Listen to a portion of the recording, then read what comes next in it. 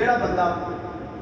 ਮੁਹੱਬਤ वाला बैठा है इंशाअल्लाह महसूस होएगा जो मेरे आका ने अपना तारफ कराया ना तो बंदा उन्हें करता है हजूर मेरा बाप तो गुनाहगार सी सियाहकार सी गुनाहगार सी लेकिन ये की करने वाली क्यों फरमाई हजूर ने फरमाया अल कौल बदी शरीफ अलामा अब्दुल रहमान सहाबी नकल करते थे मेरे करीम आका ने फरमाया इन्हें जिंदगी के अंदर एक मरतबा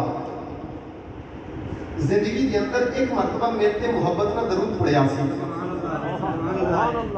अच्छा हुण मैं अपने मौजू को इहदे नाल जोड़ना है ताकि तुहाडा ईमान ताज़ा होए। ਜਿਹੜਾ ਬੰਦਾ ਬੇਸ਼ੱਕ ਕਿਉਂ ਇੱਕ ਵਾਰੀ ਦਰੂਦ ਪੜ੍ਹੇ